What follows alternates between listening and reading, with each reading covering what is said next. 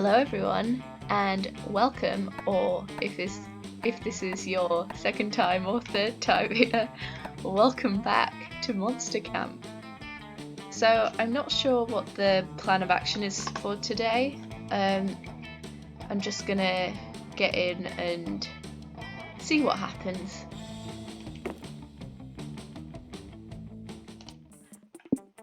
So all this is gonna be the same. I decided that probably best if I just skip over the intro, just because it's going to get a little repetitive if I do it at the start of every episode. Not every episode, but every run through, I mean. So once again, I am going with my favourite little zombie boy and calling him Hugo. And here we go. I'm ready for a nap. Okay, what shall we give him? Well, he said he wants a nap, so let's give him Sleeping Beauty bag. And cursed pen, pinata pool toy, shades on fire. I really like this wood carving machete. I'm gonna go with that. That's pretty cool. I don't know who I'm going after is part of the problem. Should I go pocket therapist? Let's go pocket therapist, why not? They were in completely different things to each other. Okay. Close to the last day of camp, there was a meteor shower happening just 3 weeks away. Everyone knew that if you were into someone, you were going to watch that damn thing together. And so, a silent yet powerful pressure invaded us. It was the Monster Prom all over again. Everything seemed uncertain.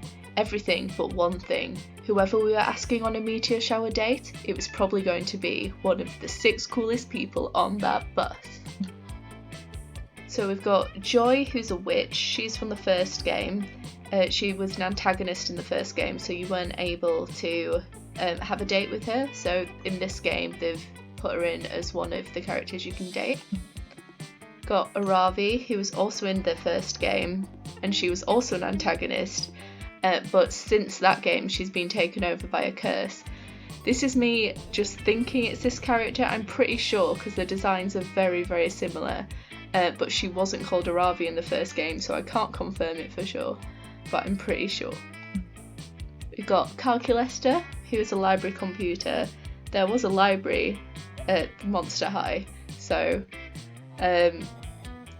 yeah, I guess that's where he came from. Dahlia, I think, is a new character. I never came across her in the first game, so I believe that she is new. She's also pretty cool. Damien is from the first game. He was a love interest, and as you know, if you saw the first run through that I did, he was who we went for. And we managed to get a meteor date with him, which is just great. And then finally we've got Milo, who's also a new character and goes by they them pronouns. And they are an influencer, and they also are a Death Reaper. So there you go. The bus trip was long, and all of summer could be shaped by the first step well taken, and so it was clear it all came down to breaking the ice and causing a good impression with the right person. Which of the... Oh, this is the same question I got last time. Okay, so just to go through them again, this is Aravi, because it's like an adventure type of thing. Peacocks is Milo, because it's like a show-off. Crocodiles, especially when they're thrown at me, that's Dahlia, because she likes a challenge. Cats, that's Joy. Tamagotchis is Calculester. Badgers, they don't give a fuck, is Damien. So I think I'm going to go after Joy this time, just because her voice is a little easier to do.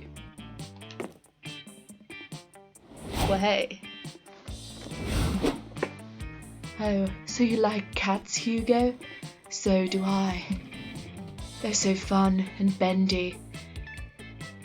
And they've been the loyal companion of witches for hundreds of years. Maybe that means you could be my loyal companion.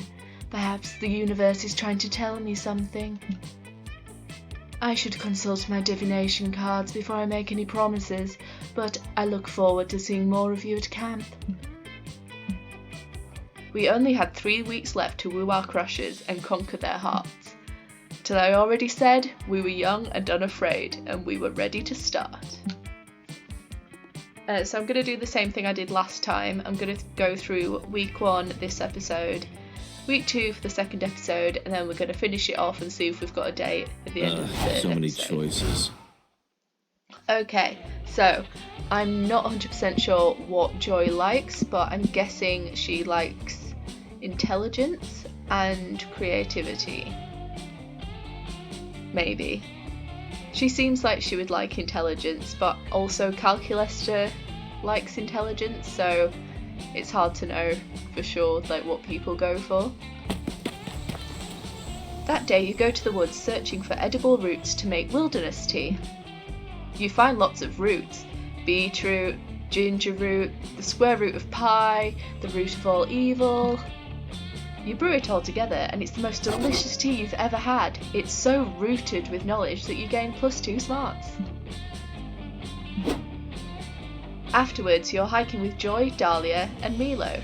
Joy and Milo are trying to have a very insightful conversation about the practical value of tragic literature. But a loud nearby crunching noise is totally killing the vibe. Okay, Dahlia, what are you eating? I thought I told you that chewing on the bones of your enemies is a choking hazard. I'm not choking on anything. I'm eating these berries I found a few minutes ago. They were so colourful and bright and full of possibilities. Ah, much like your favourite much like your future darling. Wait, how do you know those berries aren't poisonous? I guess I don't, but, well, the only way to know for sure would be to eat all of them and see if I get poisoned. That is literally the worst method I could think of to solve this. Milo, back me up here. What doesn't kill you makes you stronger. But I like Dahlia's go-getter attitude. You miss 100% of the shots you don't take. Always the I can't same remember with what you. I did for Milo's voice. Oh, you're both hopeless. I guess I'll just save the day again. Off the clock, might I add. Hey, the real profit is knowing you did the right thing. Just let me. I actually don't know if these are poisonous either. Well, this is awkward. Does anyone have any idea on how to identify these? Dahlia raises her hand. Besides eating them. Milo raises their hand. Enough of this. Or doing an Instagram poll. Everyone puts their hands down. Looks like it's all up to you now. Do you have any ideas? Okay, find some besotted lovers in the woods and tragically murder one of them. If the other one tries to eat your berries, they're definitely poisonous. Check the berries' Yelp reviews. Is that smart? I feel like that might be smart. Is that bold because you're murdering someone, or is that creative? Because it's like, you know, Romeo and Juliet, like one dies and the other one kills himself. Let's go Yelp review. Hello, Internet. Ah, yes. We can always depend on the anonymous public to give us unconditionally dependable advice. Let's check Yelp now. Here's a review. The berries on this bush left something to be desired, but the ambience of the leaves was truly incredible. 10 out of 10 would vomit blood here again. I don't know how to say that word. Piquant flavour, great colouring, full of deadly poison. Had to log on to post this review before my liver shut down and I died of blood toxicity. Good. 4 out of 5 stars. I removed 1 star because of the poison. Yeah, Dahlia, the berries are obviously poisonous. Do not eat them. Oh, but I'm still so hungry. Does Yelp have any suggestions for good nearby restaurant? I'm missing out like Ah, I am so sorry. Not in the way of berries, but Yelp does point the three of you in the direction of a great stream of full, delicious... I can't talk today, I am so sorry. But Yelp does point the three of you in the direction of a great stream full of delicious salmon. Delectable fresh nigiri spot, great ambience, refreshing lack of poison, signed Bear. It's a 5-star afternoon, you gain +2 creativity and +1 fun. Okay, maybe I need to just talk slower because I'm completely tripping over my words here. Okay, so we got a bit of... Let's just go smart again, shall we? That day, while you're hiking through the woods, an angry gnome steps into your path. "Halt, giant beasts!" he cries. "If it is passage you seek, you must first answer my riddles 3. Riddle number 1. How is a raven like a writing desk?" That's a tough call. But you give your answer, you punt the gnome into the sky and continue on your merry way. Apparently that was the correct response, because nobody tries to fuck with you. You gain +2 smarts. You're searching the forest for the perfect tree to carve your love interest's initials into when you stumble across Calculester and Joy. They seem agitated. Error 404. I do not understand. It is not the raccoon's blood supposed to remain inside its body? Ugh. Yes, Cal. That's where blood belongs. This raccoon is seriously injured, and that's why I'm worried about it. But why is it injured? Because it dove in front of me during my climatic encounter with my latest monster of the week, absorbing an attack that would otherwise have killed me. Sorry for saying monster of the week. I'm not sure if that's an offensive term here. No need to apologise. Technically, I am a soulless automation, not a monster. Also, I am physically incapable of being offended. But you have not answered my question. Being injured seems to be a suboptimal state of affairs. Why then did the raccoon allow itself to be injured? It didn't allow itself to be injured. That's not how it works. But can it not simply repair the affected body systems with a generous application of epoxy and aluminium plating? That is how I handle such mishaps. No, that would be super lethal for a living creature. Oh dear. Oh gosh. It would. Oh no. But then, all of the other animals I have saved, are you saying that I... Oh dear. Error. Error. Alert, critical introspection, imminent, total emotional collapse, likely. Enough of this. Snap out of it, Cal. I don't have time to deal with your comical failures to understand organic life right now. I'm trying to save this raccoon's life. I am sorry, friend Joy. That is my impending psychological meltdown is inconvenient for you. You are so weird. Oh, fine. I'll talk you through this, but only if Hugo can help stabilize the raccoon. You can do that, can't you, Hugo? Sure, totally. I mean, all you've really got to do is upload the raccoon's consciousness to the cloud, replace the raccoon with a hand puppet and hope no one notices. I'm gonna go with the cloud. Yes! You plug a USB cable into the base of the dying raccoon's skull and connect it to your phone. You manage to download the raccoon's consciousness easily enough, because this is a video game and who gives a shit. But you don't have enough space available on your Google Drive, so you decide to upload the raccoon to an actual cloud instead. You're not sure whether it worked, until you glance into a nearby puddle and find the raccoon's face staring serenely back at you. Why are you staring at that puddle, Hugo? Are you having trouble recognizing your own face, as I do almost constantly? No, look! Hugo has somehow managed to turn a routine case of forest medicine into a transformative spiritual experience. The raccoon's face disappears from the puddle and appears in the clouds above you, where it gazes down imperiously. Look inside yourself, Hugo, it says in a booming voice. You are more than what you have become. You must take your place in the circle of life. Remember who you are. You are my child and the one true king. Remember who you are. Such a climax. What? Hugo, I had no idea you were a protagonist. This changes everything. Ah, just kidding, says the raccoon in the clouds. I'm a fucking raccoon. We met like 2 minutes ago. Thanks for turning me into a cloud. I'm going to go haunt the fuck out of some chickens. Peace. The cloud drifts away on the breeze, cackling all the way. Ah, so it appears that living things really are nothing more than fiendishly complicated machines. I guess I can't refute that, given the fact that Hugo accomplished this with a USB cable and a free WeTransfer account. I am happy. So then, all the animals I saved by gluing metal plates to their bodies are alright after all? You know what? Sure. Well, that settles it. Cal's happy, Joy's happy, and every time you commit a minor crime or root around in the garbage, you feel Raccoon God smiling on you. You gain +2 charm and +1 smarts.